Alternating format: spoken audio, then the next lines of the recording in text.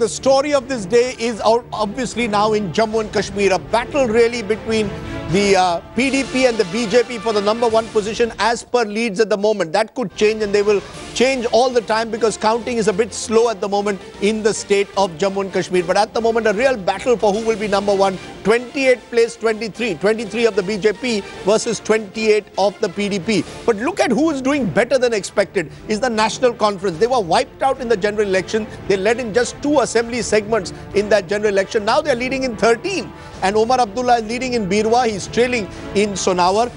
Give me a sense. First, Shujat Bukhari, and then I'll get you, Gaur Gilani, on this story.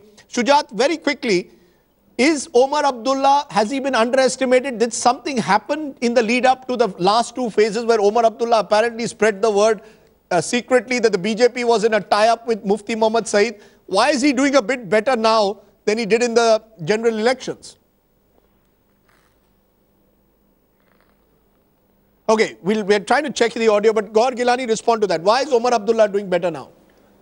I don't think it's like, we can describe it as a better performance. When we talk about National Conference, it's a party which has, won majority of the seats in mid-70s. They would win more than 50 seats. And now in 2008, they were reduced to 28. And even if they go on and, go and win 15, that's a drubbing. But compared to what happened in the general election, they were wiped out. Because the issues in, parliamentary elections and assembly elections are different. It depends upon the candidate. For example, they have very strong candidates in Ali Muhammad Sagar, or, from Kangan, they have Mia Altaf. So Shamima Firdaus from Habakadal. So these are individual candidates are pulling their performances. Yeah.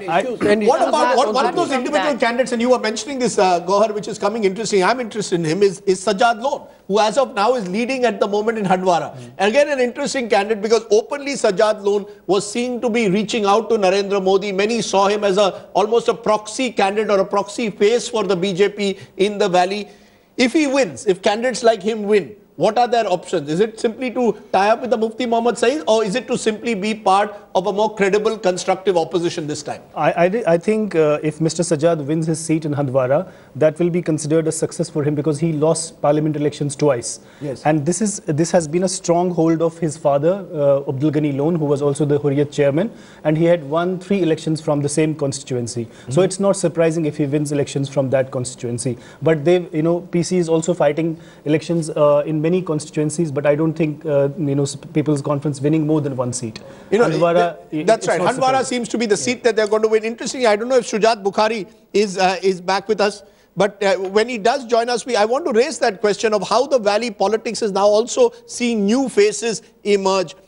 Manishankar Iyer, if you were to take a step back from that, do you believe that maybe there is the National Conference has been a party, as Gohar described, which was dominating Jammu and Kashmir politics 20-30 years ago. But parties that have become dynastical, whether it is the Sorens and the JMM in Jharkhand, or whether it's the National Conference and the Abdullahs, voters want change. Do you believe that is a lesson even for the Congress party, which has stuck to the Gandhi family? I mean, the larger point is, are people tiring of dynasty politics also? They want to see new faces. They want change. They want new talent to be encouraged. I think you're jumping to long-term conclusions on the basis of short-term trends. Because if this were true, I don't believe that there's been a lobotomy in the Indian voter which has made him change his view so much. Only in 2009, just 5 years ago, we increased the number of our seats in parliament by 65. We went up to 206 seats. And at that time, it was as much of, to use your expression, which I dislike, but I'll use it, it was as much a dynastic party then as it is a dynastic party today. So I don't think this is connected with whether the party is led by X or Y. What is connected with is the perception of the governance, and the perception of the government of the UPA2 was all over the country an extremely poor perception. So you don't think dynastical politics has anything to do with voter anger in some way, whether it's in Jammu and Kashmir or whether it's in a Jharkhand? The Sorens have, Hemant Soren, Shibbu Soren, Omar Abdullah, Farooq Abdullah. People are tiring of family Raj. Absolutely. People are tiring of family Raj, not just in the national party that you just discussed between Mani and you, but also in the regional parties where this problem is just so rife. And remember, in the poorer regions of the country, politics is an arena of social mobility. Most sons of people who work in the police or who are school teachers end up just being a school teacher or a thanedar. So where is the aspiration for social and political mobility to be fulfilled? Politics provides that arena, and dynasty politics, especially in the regional parties, has been thwarting that in a very big way. So Narendra Modi was bang on strategy when he took on the Shibu Soren family dynasty politics in Jharkhand, and when he took on the family politics of both the NC and PDP. That's going to be a horizon of aspiration for the future. You know, that's an interesting point, because, you know, Shujat Bukhari, there's a sense that even in Kashmir, you know, that people are tiring of the kind of family politics, particularly of the Abdullahs in this instance. Do you believe that there is anger against one family rule for so many years? Yeah, I think in the sense that, yeah, that anger is there, but ultimately what we see on the ground is that the dynastic politics is actually continuing without any interruption, in the sense that if you look at the candidates who have been fielded by different parties in these elections, I mean, many leaders have fielded their sons or daughters for that matter. So, I mean, while it's a fact that people are fed up with the dynastic rule, there is a lot of talk about it, but at the same time, I mean, it's not it's not stopping. You know, that's a good point, because I think it's true. I think you make a very good point, because that's true even of the BJP. That's true because there are BJP leaders now who want to put their sons and daughters into politics. Politics has become some kind of a family business. Is that happened in Jammu and Kashmir to a large extent? Sajjad Lone, after all, is the son of the late Abdul Ghani Lone. So there are sons and daughters who are populating Kashmir politics right through. I want to add, you know, to what Mr. Shujat Bukhari said. Yes. I think, you know, for example, if you look at Jammu and Kashmir, Congress is not only accused of dynastic politics, yes, it's also accused of corruption of scandals since 2008. All the, you know, most of the ministers from the Congress have been involved in sex scams, you know, health scams, education scams, lot of scams. So most of the ministers who got caught in scandals have been Congress ministers, not NC ministers as much as Congress ministers. Because many say the NC also has been thoroughly corrupt in the last 6 years. A lot of people have made a lot of money. But most of the ministers have been from the Congress. And second point I want to make is like Mr. Saifuddin Soz. He fielded his son, Mr. Salman Soz from, yes, you know, Baramulla. And, you know, there are other stories where people have fielded their sons or daughters in elections. And I think this is a vote also against that dynastic politics and also against the corruption of scandals and misgovernance. Okay, we're now getting a sense of what is happening in Jammu and Kashmir. It's turning out to be a tough fight. The BJP is down to just 2 leads in the valley, the PDP 19, but the BJP is now sweeping Jammu, because they are up in 23 in Jammu, and the PDP is now just leading in 3. So clearly the Jammu and the Kashmir divide seems to be widening at the moment. BJP dominating Jammu, PDP dominating the valley, and that is leading to this close contest with the Congress and the NC picking up seats in both the regions. Interesting what is the way in which Jammu and Kashmir is now evolving. Jharkhand much more clearer.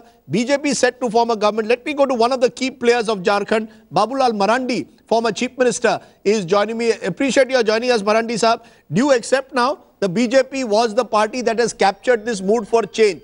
वहां भी परिवर्तन की एक लहर थी, वो परिवर्तन की लहर इस बार बीजेपी की तरफ गई है, आपको भी उसका नुकसान भुगतना पड़ा है? नहीं, अभी तो वही ट्रेंड देख रहा है, और मैं जनता ने जो दिया है, मैं समझता हूं कि हमें उसको स्वीकार करना चाहिए।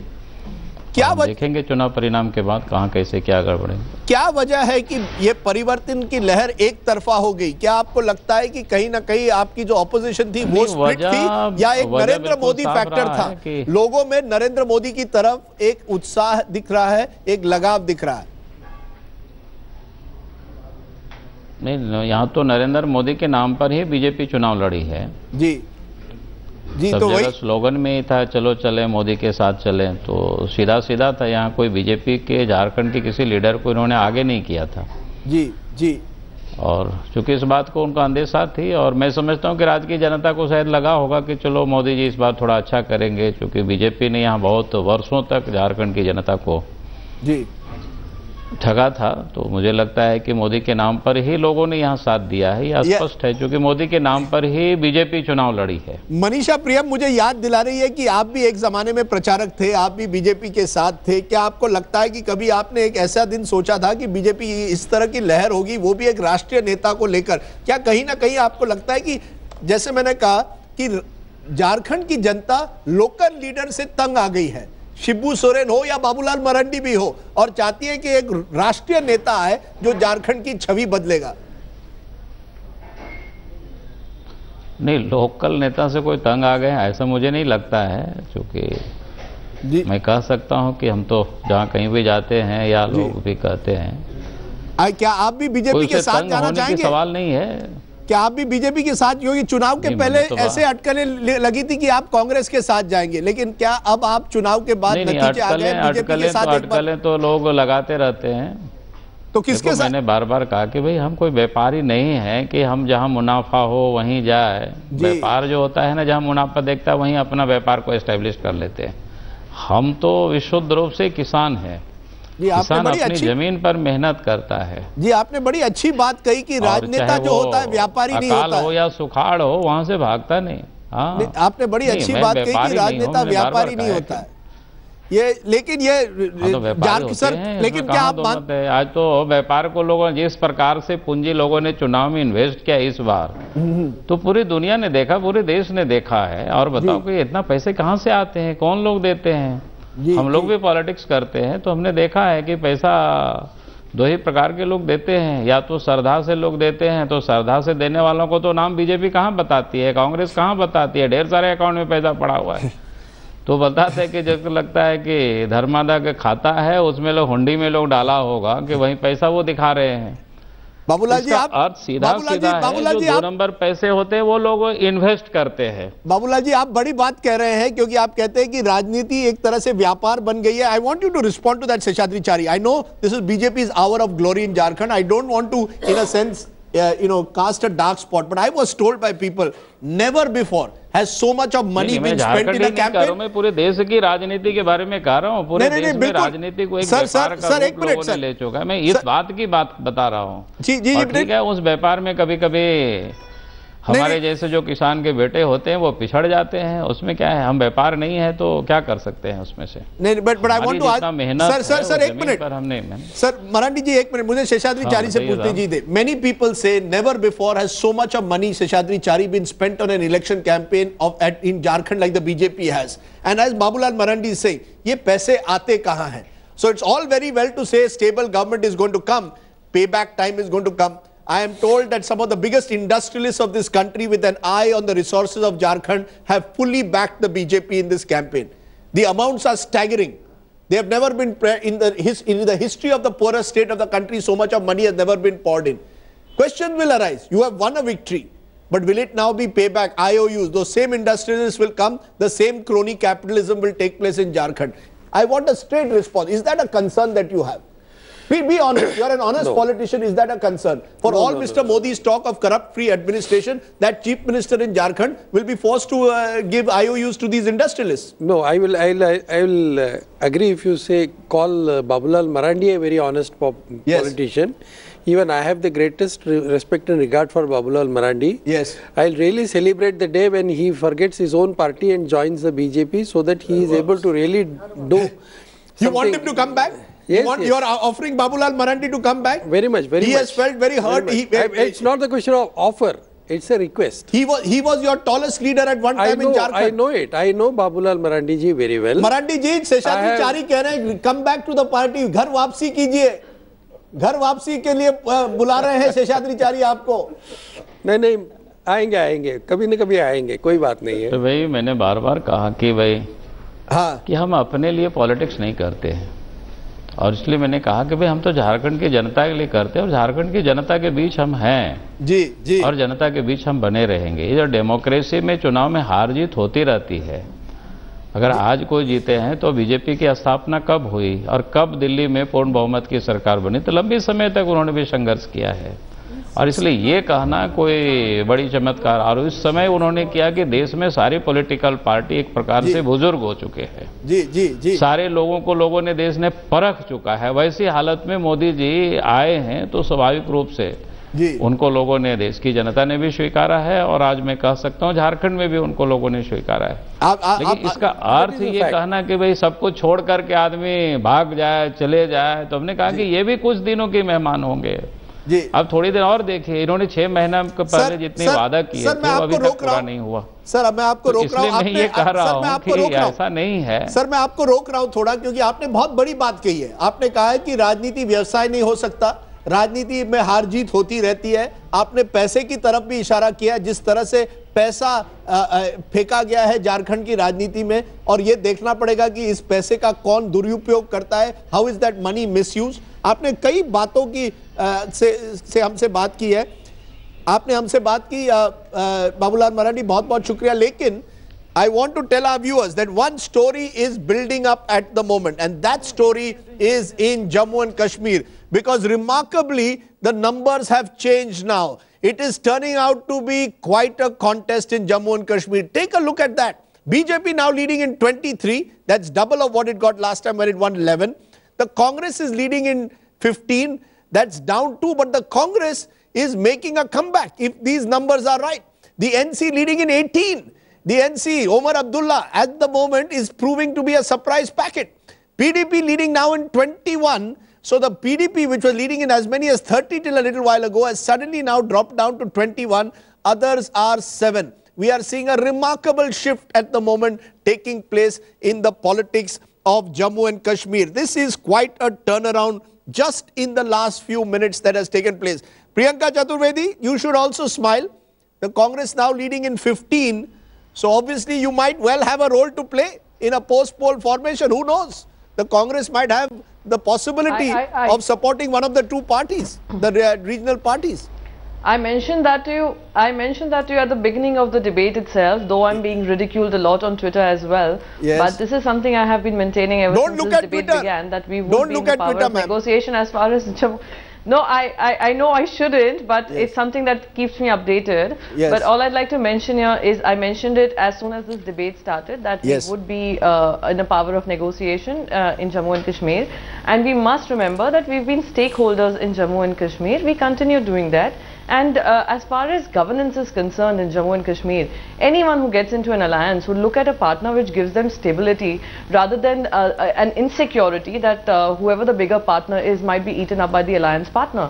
So the focus has to be on development, focus has to be on stable governance, and focus has to be on providing whatever Jammu and Kashmir is looking for. The people of Jammu and Kashmir have come out and voted in large numbers.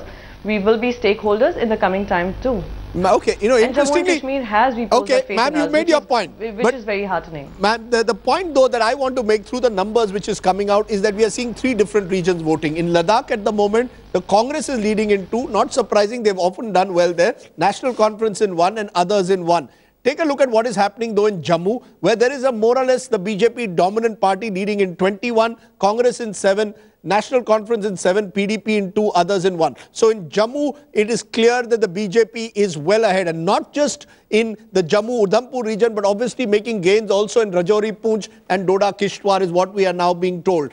On the other hand, in the Kashmir Valley, the BJP is now down to just 1. So that breakthrough is not taking place as of now in the valley. But the NC is giving a real fight to the PDP, and that is where the real election is now turning at the moment. Omar Abdullah's NC leading in 14 and the PDP is leading in 19. So suddenly we now have a tough battle that's taking place in the valley. That is really the story of the moment as of now. But Sudhanshu Trivedi of the BJP, who is with us, it appears Mission 44 is not going to happen. The first mission of Amit Shah and Narendra Modi is not going to happen. Could I now say, sir, that you are looking at Mission 25? That for you, Mission 25, particularly if you emerge as the single largest party, will be a huge victory? If you look at this result, this shows that these are the milestone in the geographical and social expansion of Bharatiya Janata Party. We have not only done very well in Jharkhand, but also historically well in Jammu and Kashmir.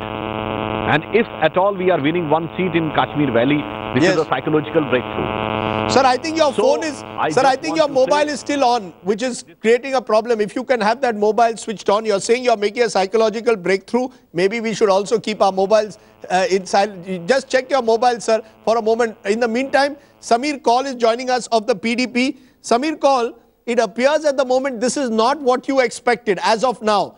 we thought early trends indicated the PDP sweeping the valley.